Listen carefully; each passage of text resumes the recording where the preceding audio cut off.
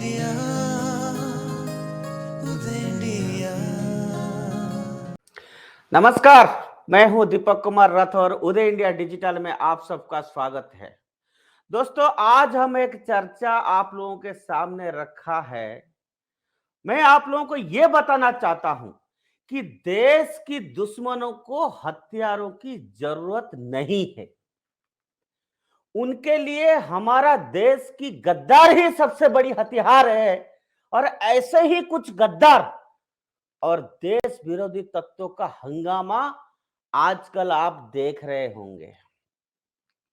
दोस्तों, पहले जेएनयू में विवाद भड़काया गया और फिर जामिया मिलिया में, उसके बाद हैदराबाद यूनिवर्सिटी में, उसके बाद अंबेडकर यूनिवर्सिटी में, उसके बाद कलकत्ता की जावेदपुर यूनिवर्सिटी तक में बवाल की कोशिश जारी होता रहा है।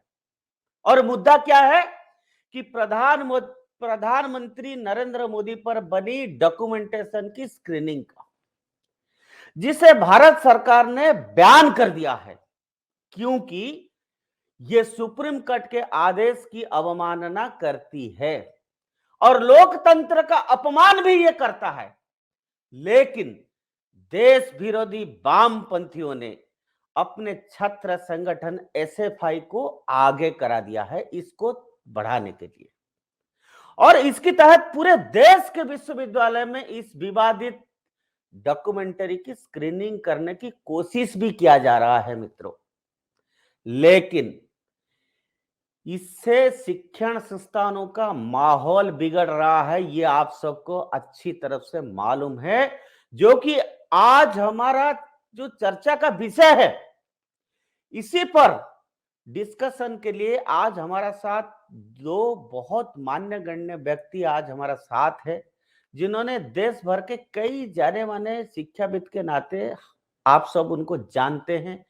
और पहले हमारा साथ मुंबई से जुड़ रहे हैं रतन शारदा जी। रतन जी, नमस्कार आपको। नमस्कार जी। मैं दर्शकों को बता दूं कि रतन शारदा जी एक अच्छा सीनियर पॉलिटिकल एनालिस्ट है, कई किताबों की आप ऑथर है और देश की जो करंट अफेयर से जो इश्यूज है उसके ऊपर रतन शारदा जी का वो अच्छा चर्चा करते हैं, उनका अच्छा ज्ञान भी रहता है। और हमारा साथ घासीपुर विश्वविद्यालय बिलासपुर सेंट्रल यूनिवर्सिटी के वाइस चांसलर आलोक चक्रवाल जी है। आलोक जी, आपको नमस्कार उदय इंडिया की तरफ से। तो आज का चर्चा हम रतन शारदा जी से शुरू करेंगे कि पिछले कुछ समय से मजहबी मुद्दों को लेकर शिक्षण संस्थानों को निशाना बनाया जा रहा है। पहले हिजाब का विवाद था, अब ये डॉक्यूमेंट्री का विवाद शुरू हो गया है। इसका मकसद क्या है रतन जी? आपको क्या लग रहा है, इसी शिक्षण संस्थान को, यूनिवर्सिटी कैंपस को बार बार क्यों एक विक्टिम के नाते लिया जा रहा है? इसका पीछे कारण क्या हो सकता है रतन जी? देखिए दीपक जी, धन्यवाद बहुत बुलाने के लिए। कई बार कई जगह ये कई दिनों से बहस चल रही है। शिक्षण संस्थाओं में इसलिए चलता है कि विद्यार्थी मूल रूप से एक विद्रोही होता है। कोई जल्दी कोई बात मानता नहीं है और उसको कुछ गलत लगे तो उस पर तुरंत वो आवेश से खड़ा होता है, तो इसलिए वहाँ भड़काना बड़ा आसान है। आपने सीए के समय देखा किस प्रकार से इनका उपयोग हुआ। आपने अफजल हम शर्मिंदा है तेरे कातिल जिंदा है का समय भी देखा। आपने इन लोगों को सीए के शाहीन बाग के मोर्चे पर जाके भाषण, उनके बड़े विद्रोही भाषण आपने सुने, जिसके अंदर देश को तोड़ने की साफ साजिश थी। कुछ लोगों को वहाँ दंगों में भी उनका नाम आया है। एक तरफ ये लोग हैं, और ये क्यों कर रहे हैं? इनको करने वाले जो लोग हैं, आपको पता ही है कि सुप्रीम कोर्ट की एक टिप्पणी है, to keep the kettle boiling, आग लगी रहनी चाहिए। तो ये आग लगी रहनी चाहिए, इसके लिए जो भी मौका मिले, जैसा ही मौका मिला उसका उपयोग करो। इसमें कुछ गलती भाजपा की है। ये फिल्म वैसे बैन नहीं हुई है, ब्लॉक हुई है। ब्लॉक करने की आवश्यकता नहीं थी। जितनी बातें इसमें कही गई से बहुत ज्यादा घटिया किस्म की बातें, झूठी बातें मोदी जी के ऊपर 2002 से चल रही हैं। कोर्ट ने पूरी तरह उनको क्लियरेंस कर दिया। एसआईटी में अधिकतर काम सारा जो था वो कांग्रेस के राज के समय हुआ था, बीजेपी के राज के समय नहीं हुआ था। इसके बावजूद वही बार बार पुराने मुद्दे उखाड़ना, और एक मौका होता है 2024 का। आपने देखा होगा इस समय आरएसएस के ऊपर कुछ विषय लगाते रखिए, बाद एक आए, हर विषय के बारे में शंका खड़ी करना। मोदी जी का भी वही एक है कि इसका केवल देखिए, हम ये ना सोचें कि भारत में क्या होगा, भारत में लोग देख लेते तो भी फर्क नहीं पड़ता। विदेश में जी, मोदी जी की जो अभी छवि बढ़ रही है, विदेश में जो भारत जी, की एक राष्ट्रीय शक्ति के रूप में उभर रहा है, उसमें किसी प्रकार भी डेंट करना, किसी प्रकार उसके अंदर चोट पहुंचाना, ये इनके सीनियर लोगों का काम है। वरना इस प्रकार जी, की जो पुरानी घटना हो गई, इसके बारे में बोलने की तो आवश्यकता थी नहीं। और एक फिल्म आई थी, दुल्हन वही जो पिया मन भाए। इसी तरह जी, वामपंथियों का ऐसा है कि सच वही जो वामपंथी को भाए।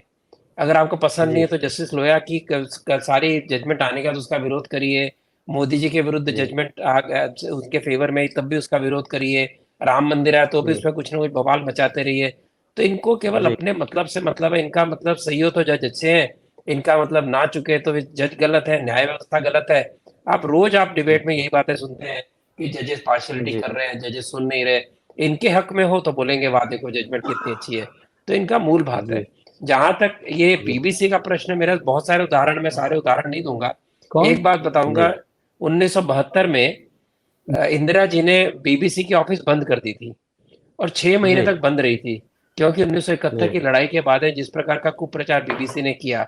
और ये हर लड़ाई के समय 1965 में किया, 1971 में किया, राजीव गांधी है उस समय किया, न्यूक्लियर डॉक्ट्रिन बनी उस समय किया। तो इनका रोल रहा है कि भारत कभी भी उभरे नहीं, कि एक जी, रेसिज्म है इनके मन में, कि इनका एक इंपीरियलिज्म है कि हम तो अभी हारे हारे लेकिन भारत चढ़ना नहीं चाहिए। भारत का बंटवारा जी, करने में ये भी कारण था कि भारत आगे नहीं जी, बढ़े, परमानेंट लड़ाई लगा जी, दो। इस सब के अंदर हमारे लोग फंसे हैं और इसके कारण इस प्रकार के प्रयत्न हो रहे हैं। ये प्रयत्न जी, सफल नहीं होंगे, लेकिन मुझे लगता है कि अगर डॉक्यूमेंट्री ना भी ब्लॉक करते तो फर्क नहीं पड़ता। विद्यार्थियों को जैसे मैंने कहा उनका स्वभाव है, तो स्वभाव के अनुसार वो जी, कर रहे हैं और उनको इसलिए हवा भी मिल रही है। यहाँ कवरेज करने वाले बहुत लोग हैं, उनको बचाने वाले बहुत लोग हैं, मीडिया में आज भी इनके साथ ही बैठे हैं, जो किसी भी प्रकार जो भी देशद्रोह का काम करे, मैं इसको देशद्रोह तो नहीं कहूंगा, देशद्रोही पर का भी काम हो या किसी प्रकार का मोदी जी को नीचा दिखाने का काम हो, तो ये उनके साथ खड़े रहेंगे, चाहे चीन हो चाहे पाकिस्तान हो, जो भी देश हो।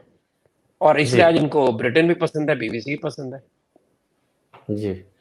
जब रतन जी ये किसी किसी रूप में जैसे पीएफआई 1 हो गया, फिर भी वो दूसरे संस्थाएं खड़े कर देते हैं। तो बिल्कुल। ये वही लोग हैं, आपको क्या लगता है इनके पीछे कोई फॉरेन नेशनल्स भी है क्या? उसके पीछे कौन फाइनेंस कर रहा है? वो बार-बार ये ताकत इस तरह से उनके लिए किस तरह से देखिए आप कार्रवाई सरकार को करना जब चाहिए? भी ये मुद्दे देखिए जब भी मुद्दे उठते हैं, हमको पता है सोरोस का ओपन सोसाइटी एक ऐसा एक माध्यम है जिसने सारी दुनिया में भी अलग प्रकार से समाज के अंदर कुछ ना कुछ करके वहां पर तोड़-फोड़ करना, समाज को भड़काना, ये सोरोस के जी, ओपन सोसाइटी का एक अंग है उसके काम का। और ऐसे जी, फोर्ड फाउंडेशन के भी ऐसे मोहरे हैं जिनको अवार्ड दिए जाते हैं बिना काम किए हुए। तो ये एक नेटवर्क जी, है और ये नेटवर्क जी, जो है भारत को तरक्की करने नहीं देना चाहता। चर्च खड़ा हो जाता है कभी कोई डेवलपमेंट के विरुद्ध, एनजीओ खड़े हो जाते हैं डेवलपमेंट के विरुद्ध। तो जिन देशों ने सारी प्रकृति के साथ में खेल किया है, सारी प्रकृति को नष्ट किया है, उनके ऊपर नहीं बोलते, बोलते हैं हमारे जैसे देश जिनको किसी भी हालत में पहले गरीबी रेखा से सभी लोगों को ऊपर लाना है, उनका जीवन अच्छा करना है। तो मैंने ये इनका आपस में लिंक है कि नहीं मुझे पता नहीं, लेकिन कुछ कोऑर्डिनेशन तो होगा, क्योंकि जब वहां जी, पर भाषा चलती है वैसे ही आर्टिकल तुरंत 2 घंटे के अंदर यूएसए में छप जाते हैं, ऑस्ट्रेलिया में छप जाते हैं, यूके में छप जाते हैं। ये जो इनका नेटवर्क है कि यहाँ से कोई बोलेगा तुरंत उसका वर्ल्ड वाइड रिपरकशन होगा, बाहर कुछ हुआ तुरंत अब भारत में लाके हमको सुनाएंगे। तो यह जी, जो चित्र हमारे सामने है, जो सुप्रीम कोर्ट को नहीं मानते, बीबीसी को सुप्रीम कोर्ट से ऊपर मानते हैं, ये वही लोग हैं जो ट्रिपल तलाक में कहते थे शरिया कॉन्स्टिट्यूशन से ऊपर है, जो कहते हैं किसी ने एक ने कह दिया था कि मस्जिद के लिए जगह दी, सुप्रीम कोर्ट को भीख नहीं चाहिए। तो इस तरह की भाषा का उपयोग कर रहे हैं, तो निश्चित रूप कुछ ना कुछ तो कोऑर्डिनेशन है।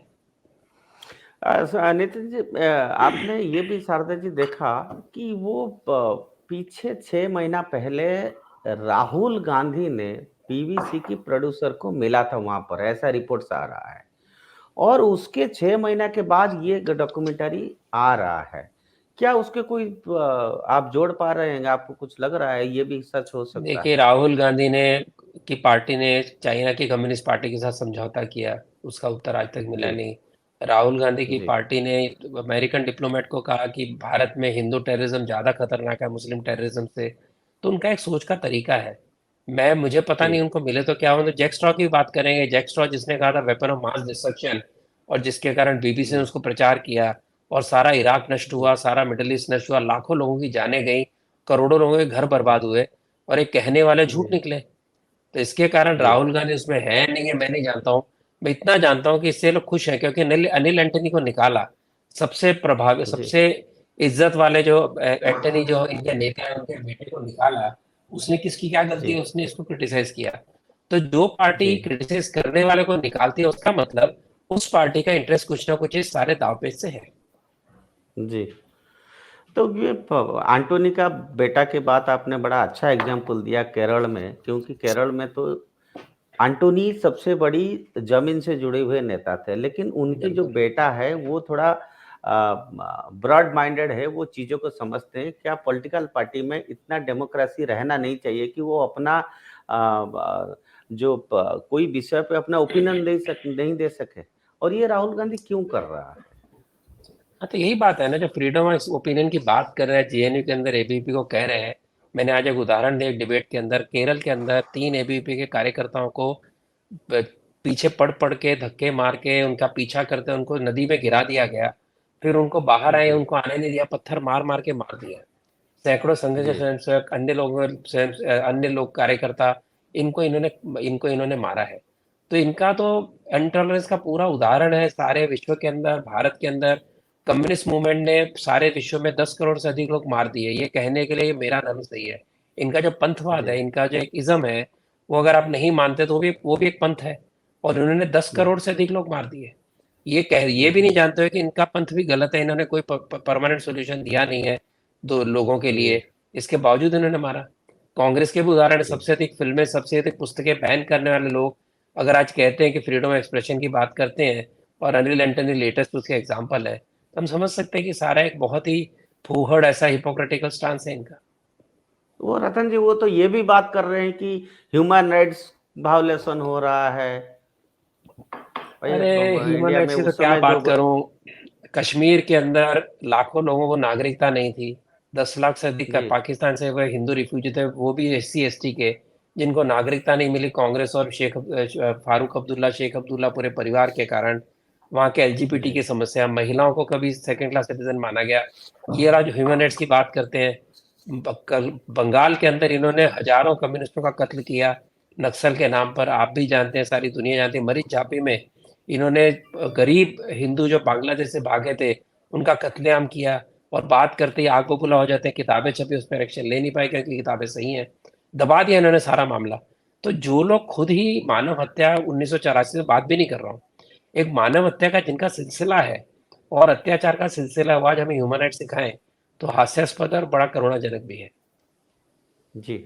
अब मैं आलोक जी से जानना चाहेंगे। आलोक जी, आप central university Bilaspur central university के वाइस चांसलर है, और आप भले भांति स्टूडेंट के साथ आपका डायरेक्ट इंटरेक्शन होता है। पूरा विश्व में कम्युनिज्म खत्म हो गई है, लेकिन अलग अलग रूप में वो फिर से जाके जेएनयू में पहुंच जाते हैं, जामिया इस्लामिया में पहुंच जाते हैं, जादवपुर में, वहाँ वेस्ट बंगाल में पहुंच जाते हैं। जो भी थोड़ा बहुत बच्चे हैं वो अपने छोड़ते नहीं हैं। तो इन आप एक एडमिनिस्ट्रेटर है, चीफ ऑफ द इंस्टीट्यूट है, सेंट्रल यूनिवर्सिटी के आप हेड है। आप हमारा दर्शकों को बताइए कि इस तरह से हंगामा करने वाले वामपंथियों को, देशद्रोहियों को किस तरह से हैंडल किया जाना चाहिए। उनको ऐसा वो कर रहे हैं तो क्यों कर रहे हैं? पहले तो दीपक जी, आपका धन्यवाद। आपने एक बड़ा प्रासंगिक और बहुत ही बर्निंग टॉपिक इस समय उठाया है, जी, और हमारे भाई डॉक्टर रतन शारदा जी ने इस पे बड़े मूल्यवान अपने विचार दिए हैं। जी, देखिए, कम्युनिज्म की जो दास कैपिटल नाम की किताब है जिसे कार्ल मार्क्स ने लिखा, जी, जी, जर्मनी के रहने वाले थे। जर्मनी जी, में वो कभी आज तक नहीं आया। थोड़े समय जी, के लिए जब जर्मनी का 4 भागों में विभाजन हुआ, तो जो ईस्ट जर्मनी था, यानी एक चौथाई भाग था जो रशिया के कंट्रोल में था, वहाँ कुछ समय के लिए कम्युनिज्म आया, पर वो कम्युनिज्म अलग प्रकार का है। और जो भारतवर्ष में हम कम्युनिज्म की बात करते हैं या नियो कम्युनिज्म की बात करते हैं, वो अलग तरह का है। तो जी, प्रयोग अपने देश में इन लोगों ने नहीं किया। अगर आपको सही में साम्यवाद का अगर प्रयोग करना है तो कार्ल मार्क्स के देश में करिए, पहली बात तो ये है। जी, जी, तो आप प्रयोग भारतवर्ष में कर रहे हैं, और किताब लिखने जी वाला है दास कैपिटल कार्ल मार्क्स। जी दूसरी बात, ये मुझे किसी भी एंगल से राजनीतिक स्टंट नहीं लगता है, ये हम्म, पूरी तरह से इकोनॉमिक स्टंट है। जी इकोनॉमिक स्टंट किस तरह से कि आज भारत विश्व की 5वीं सबसे बड़ी अर्थव्यवस्था बन गई है, जी मगर परचेजिंग पावर पैरिटी पर अगर आप मूल्यांकन करें तो भारत विश्व की तीसरी सबसे बड़ी अर्थव्यवस्था है। जी अमेरिका चाइना के बाद भारत आता है। अब आप कहेंगे कैसे? एक छोटा सा उदाहरण बता दूं। आप भारतवर्ष में एक बोतल पानी अगर खरीदें तो वो 15 रुपए का मिलता है, और अगर वही एक बोतल पानी अगर आप अमेरिका में खरीदें तो $2 से $3 का मिलता है। तो आप जी समझ लीजिए कि हम यहां पर एक चीज जो आज खरीद रहे हैं उससे 20 गुना महंगा वो अमेरिका में मिल रहा है। जी हमारी अर्थव्यवस्था इतनी तेजी से बढ़ रही है कि एलन मस्क को सामने आकर कहना पड़ा कि ये बीबीसी की रिपोर्ट को बैन करिए। जी आज वो तो यूट्यूब ब्रिटिश का प्राइम मिनिस्टर ने भी कहा है। आज यूट्यूब हमारे साथ खड़ा है, आज जी गूगल हमारे साथ खड़ा है, आज दुनिया की जो पावरफुल मीडिया है वो सारे हमारे साथ खड़े हैं, मेटा जी हमारे साथ खड़ा। तो जी समस्या क्या है? ये सारा चाय के कप में उबाल पैदा करने वाली बात है मेरे हिसाब से। आज आप जी पाकिस्तान को देख लीजिए, 2-2 दिन तक बिजली नहीं आ रही है उनके यहाँ। लोग उनके यहाँ आटा 150-200 रुपए किलो खरीद रहे हैं, 200 रुपए किलो और है, आलू भी बहुत पा, महंगा हो गया वहाँ। पाकिस्तान के लोग ये कह रहे हैं कि कश्मीर में जो राशन कार्ड है उस पर 2 रुपए किलो आटा भारत सरकार दे रही है। 85 करोड़ लोगों को मुफ्त में अनाज दिया जा रहा है। मुझे दुनिया का ऐसा देश बता दीजिए जहां पर 85 नहीं, 5 करोड़ लोगों को मुफ्त में अनाज दिया जा रहा हो। 85 तो बहुत जी बड़ी बात है। आप मुझे जी बताइए, अगर भारतवर्ष न होता तो क्या विश्व इतनी आसानी से कोरोना पर विजय पा सकता था? जिस मास बिल्कुल लेवल पर एंटी कोरोना वैक्सीन हमने प्रोडक्शन किया है, दुनिया का कोई देश नहीं कर सकता। जी आज पूरी दुनिया, विंस्ट्रॉन एप्पल वालों ने बैंगलोर में अपना प्लांट लगा लिया, टेस्ला वाले अपना प्लांट लगा रहे हैं, हमारे आईटी के एक्सपर्ट्स पूरी दुनिया में छाए हुए हैं, हमारा जो जी सिलिकॉन वैली है, गूगल है, मेटा है, ये है वो, हर जगह देखिए भारतीय लोग हैं। तो जी भारतवर्ष को कहीं ना कहीं से बदनाम करने की मुझे लगता है ये विदेशी साजिश है। आप यमन जी में चले जाइए, युद्ध हो रहा है। आप सीरिया में चले जाइए, युद्ध हो रहा है। आप इराक में चले जाइए, युद्ध हो रहा है। अफगानिस्तान में चले जाइए, युद्ध हो रहा है। पाकिस्तान का बलूचिस्तान डिस्टेबलाइज है। कराची एमक्यूएम मुजाहिर कौमी मूवमेंट जो है उनका, भारत से गए हुए मुसलमानों को वो अपना नहीं मानते हैं और उनके खिलाफ पता नहीं कितने प्रकार का दोहरा रवैया वो अपनाते हैं। तो ये जी एक पूरा विश्व जो है चमत्कृत है, परेशान है, और इसमें कहीं ना कहीं से मैं समझता हूं हमारे पड़ोसी देशों का पूरी तरह इन्वॉल्वमेंट है, क्योंकि भारत को हर तरह से वो परेशान करके देख रहे हैं, परेशान होने वाले नहीं है। और मैं सारडा साहब की इस बात से सहमत हूं कि इन चीजों पे बहुत तवज्जो नहीं देनी चाहिए। ये लोग आते जी हैं, चले जाते हैं, हमें इससे कोई फर्क जी नहीं पड़ता है। जी ये आप समझ लीजिए कि अपने आप जिस एजेंसी ने इस डॉक्यूमेंट्री को बनाया है वो उसके लिए ये एक उनके लिए ताबूत का काम करेगा, उनके अस्तित्व पर ये बड़ा प्रश्न चिन्ह उठ जाएगा। और आज मैं बता दूं, आज आप देख लीजिए, दुनिया में अगर कोई इंटरनेशनल चैनल देख रहा है तो या तो अल जजीरा देखता है या सीएनएन देखता है। इनके चैनल को आज कोई पूछता नहीं है, मैं आपको बता दे रहा हूं। आज जी आपको सिंगापुर का एक चैनल है वो इनसे बेटर परफॉर्म कर रहा है, सीएनए नाम है जी उसका, आप जानते होंगे, सिंगापुर का है या जी कहाँ का जी भगवान जाने। जी सीएनए चैनल है, वो ज्यादा बेटर काम कर रहा है। कहने का मतलब ये है कि ये इस तरह की चीजों से अपनी सार्थकता, अपनी प्रासंगिकता, अपनी प्रामाणिकता के ऊपर प्रश्न चिन्ह लगा रहे हैं। और ये मुझे कहीं से भी पॉलिटिकल स्टंट नहीं लगता है, ये सारा का सारा आर्थिक स्टंट है। भारतवर्ष को कैसे बैकफुट पर लाया जाए, डिस्टेबलाइज किया जाए, ये एक तरह का प्रयास है। और मुझे लगता है कि इन चीजों से भारत में कोई फर्क नहीं पड़ने वाला है। ना ही हिंदू इससे प्रभावित है, ना ही मुसलमान प्रभावित है। कुछ मुट्ठी भर लोग हैं। 140 करोड़ का देश है भाई साहब। ऑस्ट्रेलिया कितना बड़ा जी देश है? 2.5 करोड़ का जी देश है। ब्रिटेन कितना बड़ा देश है? आज भारतवर्ष में आप समझ लीजिए 2-3 तो यूरोप आ जाएंगे, इतना बड़ा देश है। तो इस देश को कुछ फीस्टफुल, मैं कहता हूं कुल मिलाकर के इस तरह का जो इस तरह का तमाशा करने वाले लोग हैं, उनकी संख्या आप गिनती में ला सकते हैं कि देखिए इतने लोग हैं। जी 0.001% भी लोग नहीं है ऐसे। और ये कुछ तथाकथित लोग हैं जिनका काम है, मुझे लगता है कि इससे भारतवर्ष पर कोई फर्क नहीं पड़ने वाला है। जिन चीजों की इंक्वायरी, जिन चीजों का इन्वेस्टिगेशन आज से वर्षों पहले हो चुका है, सारी बातें खत्म हो गई हैं। ये गड़े मुर्दे उठा करके पता नहीं क्या करना चाहते, समझ में नहीं आता। पर मुझे कहीं से मैं इनको लेकिन बहुत ज्यादा आलोक जी, ये बार बार कैंपस को सब टारगेट बनाते हैं और बाहर से आके कैंपस में घुस जाते हैं। आपको लगता नहीं है कि कैंपस को एक पॉल्यूशन फ्री करने के लिए कुछ व्यवस्था होना भी चाहिए आप लोगों की तरफ से? देखिए, ये कैसे उनको मौका मिल जाता? मैं समझता हूँ कि जो कुलपति महोदय हैं वहाँ पे, वो बहुत ही सक्षम व्यक्ति हैं, बहुत ही पावरफुल लेडी हैं, और वो बहुत अच्छे से इसका सामना कर पाएंगी, क्योंकि व्यक्तिगत रूप से मैं जानता हूँ एक सशक्त महिला हैं वो। अब आप इतना बड़ा कैंपस है जेएनयू, आप देख रहे हैं साउथ दिल्ली में आपका जी जी जी है ना?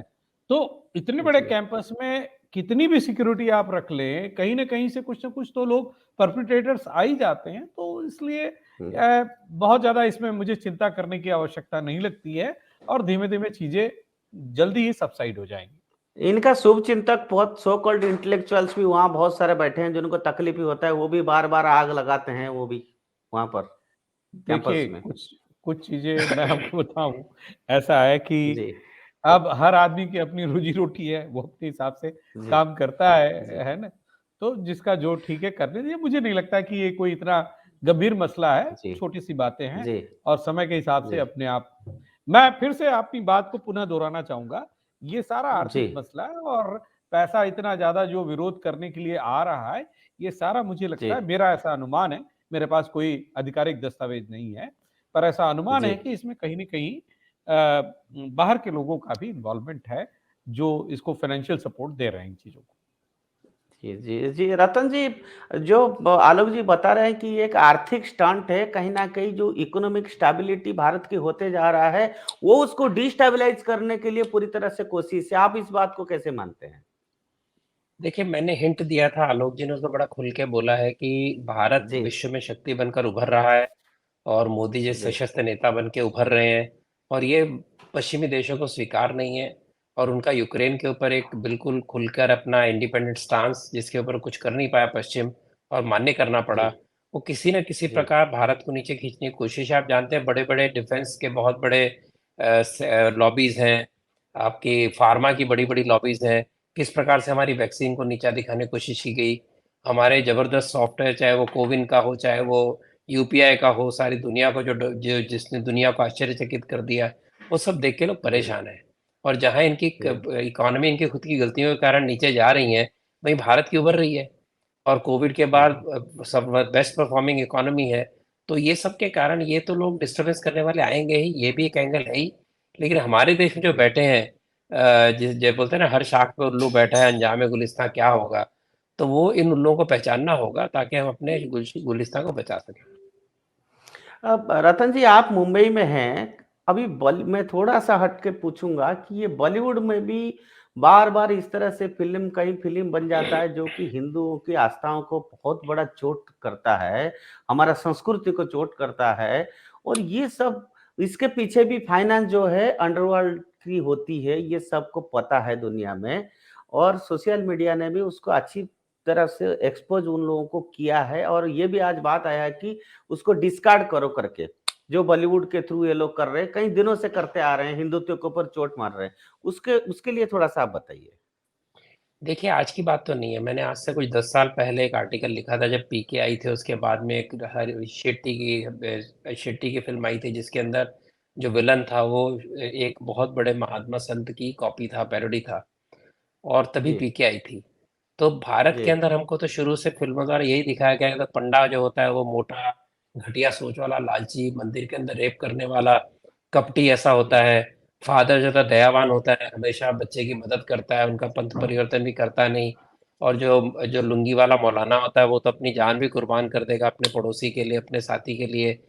और ये सारे जो बार-बार किए गए, भी आप ये पठान में देखिए, इसके पहले मैं हूं ना में देखिए, कि जो विलन है वो हिंदू है, टेररिस्ट हिंदू है, बचाने वाला मुसलमान है। और केवल मुसलमान नहीं, तो बचाने वाला पाकिस्तान है। यानी हाँ विचित्र विडंबना ऐसी फिल्में बनती हैं, हमारे लोग अपने भोलेपन में देख लेते हैं। लेकिन ये तो जब जी ये पिक्चरें बननी शुरू हुई थी, पहले तो भोलेपन में बन गई। कम्युनिस्ट थे बड़े-बड़े लिखने वाले, उनको तो इंसानियत दिखानी थी, सेक्युलरिज्म दिखाना था। उसके बाद जो 90 के अंदर बाद में बाहर का पैसा आया है, अंडरवर्ल्ड का, उसके बाद तो उनका पूरा एजेंडा था कि किस प्रकार से इसको प्रो मुस्लिम एंटी हिंदू सारा वातावरण बनाना है। जिसको हीरो हम्म, बनाएंगे वो हीरो चलेगा, नहीं तो नहीं चलेगा। हीरोइन जिसको प्रमोट करेंगे चलेगी, नहीं तो नहीं चलेगी। बिल्कुल अलग जी बाजार था। धीरे-धीरे उनका जी प्रभाव खत्म हो रहा है, लेकिन वो इतने कंडीशन्ड हो गए हैं।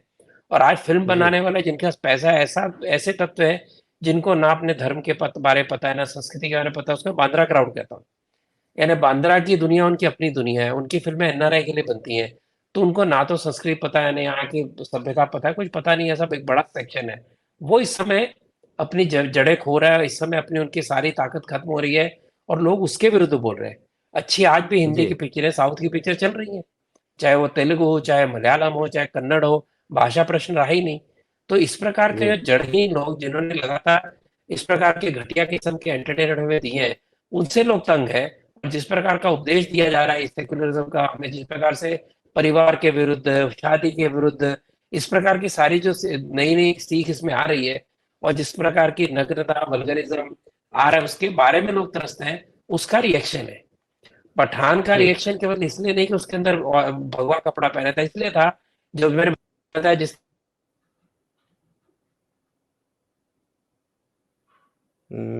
लगता है रतन सारदा जी का आवाज थोड़ा कट रहा है। अभी हम चर्चा खत्म करेंगे। आलोक जी, मैं आपको एक लास्ट क्वेश्चन पूछ रहा हूँ कि इस तरह से कैंपस में स्टूडेंट्स का जो इनडिसिप्लिन बढ़ रहा है, और अभी अभी जो एनईपी आया है, नेशनल एजुकेशन पॉलिसी आया है, शिक्षा में सुधार, संस्कार और मोरल एजुकेशन, ये सब कैंपस में आना चाहिए। और इस तरह से जो तत्व है उनको चेक कैसे किया जाए, जो नया जनरेशन का, भारत की जो नया पीढ़ी है, उनको भारत की संस्कार संस्कृति को मिले, इस तरह से क्या बदलाव आया है, इस तरह से चीजों को चेक करने के लिए है तो आप 1 मिनट में बताइए। देखिए, ऐसा है, राष्ट्रीय शिक्षा नीति 2020 अपने आप में एक क्रांतिकारी मसौदा है। जी और अगर इसको सही तरीके से लागू किया जाए, तो बच्चा बाकी के अनुत्पादक या अनावश्यक क्रियाकलापों में इन्वॉल्व भी नहीं होगा। जैसे हमने क्या जी किया, हमारे यहाँ बच्चे मशरूम प्रोडक्शन में लग गए। अब आपको जी बताऊँ, हमारे यहाँ जो मशरूम का प्रोडक्शन होता है फॉर रूरल टेक्नोलॉजी में, फॉरेस्ट्री में ये लोग जो कर रहे हैं, तो हमारे यहाँ हफ्ते भर पहले से उसकी बुकिंग हो जाती है। हम बाजार में जितना डिमांड है उससे कम अभी प्रोडक्शन कर पा रहे हैं। मतलब हमें प्रोडक्शन लगातार बढ़ाना है। तो डिमांड जी इतनी ज़्यादा है, तो बच्चे क्या है, स्वावलंबी बन रहे हैं, सेल्फ रिलायंट बन रहे हैं। तो जी बच्चे अपनी फीस भी कमा ले रहे हैं, अपने मोबाइल का खर्च भी निकाल रहे हैं, अपना पॉकेट मनी भी निकाल रहे हैं, और पहले दिन से ही वो आकर के कमाई कर रहे हैं। तो ये और जो एक एक साथ 4 डिग्री भी कर सकता है कोर्स। नहीं, 2 कोर्स कर सकते हैं, 4 नहीं, 2 दो के लिए कर अनुमति है। हाँ, अब जी जैसे हमने अभी कल ही 26 जनवरी को हमने एक जीजीवी स्वाभिमान थाली का काम शुरू किया। जी यानी ज़रूरतमंद बच्चों को ₹10 में खाना हम देंगे, और खाना पूरा कैंपस पौष्टिक में। होगा। हाँ, कैंपस में। और कल मैंने भी ओके। ₹10 की थाली खरीद कर खाई है वहाँ पे। अब इसका अच्छा। मैकेनिज्म क्या है कि ये जो पूरा रसोई का संचालन है, वो हमारे विद्यार्थी ही करेंगे। तो उससे क्या है, हम्म। कैफेटेरिया चलाना है, होटल चलाना है, मेस चलाना है, उसकी पूरी ट्रेनिंग हमारे बच्चों की हो जाएगी। कल जी से हमने 200 बच्चों के लिए स्टार्ट किया था, 2018 बच्चों ने खाया। हम इसको 2000 बच्चों तक ले अच्छा। जा रहे हैं। ठीक है? वेरी और गुड। इसके लिए दान की व्यवस्था है, समाज से पैसा आ रहा है, हम सब्सिडाइज्ड रेट पे उनको खाना दे रहे हैं। तो विद्यार्थी क्या हुआ, एक प्रोडक्टिव काम में लग गया। तो उत्पादक काम में जो एक्सपीरियंशियल लर्निंग है, ऐसे बहुत सारे काम हो रहे हैं। कुछ बच्चे ये अलग जी, लैपटॉप मैं थोड़ा इंटरफेयर कर रहा हूँ। ये आपका सिर्फ आपका यूनिवर्सिटी में है, ये कि सारा सेंट्रल यूनिवर्सिटी में ऐसे 10 रुपया नहीं, में नहीं, नहीं, भोजन आप ये दे रहे हैं केवल स्टूडेंट? केवल हमारे यहाँ, केवल हमारे यहाँ, और कहीं नहीं अच्छा, है। केवल आपका यूनिवर्सिटी में। जी, जी, जी। एंड उसकी और वो कहाँ से, बजट कहाँ से आ रहा है उसका सारा, लोग हाँ, हाँ। थोड़ा बताइए उसके ए ऊपर। उसमें क्या है, जैसे ही हमने समाज में इसकी चर्चा की, तो एक कृष्ण आर प्रधान करके हैं, वो भी शायद आपकी तरह उड़िया ही हैं। तो उन्होंने कहा जी 1 साल के लिए 200 बच्चों का जो सब्सिडी है खाने का वो मैं दूँगा। जी एक सिंधी समाज के लोग आए, उन्होंने कहा मैं इतना पैसा दे रहा हूँ। किसी ने कहा हम ट्रक भर के अनाज भेज देंगे। तो समाज के जी लोग जुड़ रहे हैं, केवल हमारे बच्चे जी वहाँ काम कर रहे हैं, सेवा दे रहे हैं। जी उनकी पूरी ट्रेनिंग जी हो रही है, फाइनेंशियल मैनेजमेंट जी सीख रहे हैं, ऑपरेशनल मैनेजमेंट सीख रहे हैं, प्रोडक्शन का काम सीख रहे हैं, कैफेटेरिया मैनेजमेंट सीख रहे हैं। तो कहने का मतलब ये है कि बच्चों की प्रैक्टिकल लर्निंग हो रही है।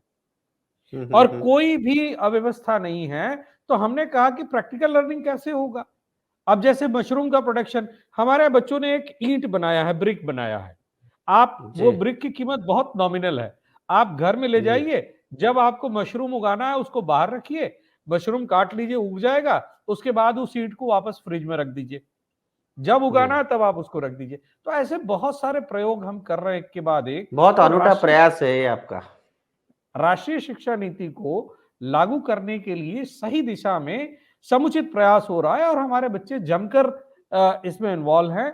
उनकी पूरी तरह एक्सपीरियंशियल लर्निंग हो रही है, सब चीजें वो अच्छे से सीख रहे हैं। तो ये एक सिंपल सी चीज है, इन्वॉल्वमेंट की बातें हैं ये।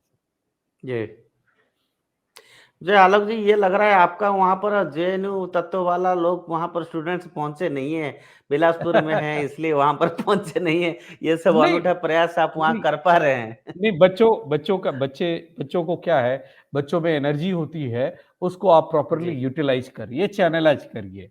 बच्चों को अगर जी आप खाली छोड़ देंगे, है ना, आपके जी कैंपस से बच्चा आ रहा है, उसको आप कैंपस के बहुत सारे काम हैं उनमें लगाइए। जैसे हमारा ये जीजीवी स्वाभिमान थाली, इसका हमने शॉर्ट नेम दिया है, एक्रोनिम जीएसटी नाम दिया है। तो उसके लिए जो जी रसोई का पूरा रंग रोगन है, उसका डिजाइन करना है, रसोई बनाना, ये सारा कुछ हमारे बच्चों ने किया। तो जी मैं अपने जी बच्चों के तो ऊपर, मुझे गर्व है हमारे बच्चों के ऊपर कि वो इतना कुछ कर जी पा रहे हैं। जी, धन्यवाद आलोक जी। आपने सुना, हमारा दर्शकों ने सुना कि बिलासपुर सेंट्रल यूनिवर्सिटी में आलोक जी ने एक अनूठा प्रयास किया है। लोगों की सहायता से 10 रुपया में मील दे रहे हैं और स्टूडेंट्स को कैसे डिसिप्लिन किया जाएगा और नेशनल एजुकेशन पॉलिसी में किस तहत इस तरह से प्रोग्राम वो चला रहे हैं। बहुत सुखद विषय है। इसके लिए आपको बहुत-बहुत धन्यवाद। दर्शकों को बता दूं कि हमारा आज का जो सब्जेक्ट था कि campus, how it is becoming a sub target for the divisive forces in the country whose target is Hinduism, and they are giving a bad name no less than our elected prime minister Narendra Modi. इस विषय पे चर्चा हमारा आगे भी जारी रहेगा। उदय India के साथ जोड़ने के लिए बहुत बहुत धन्यवाद। आलोक जी, आपको नमस्कार। थैंक यू, नमस्कार सर।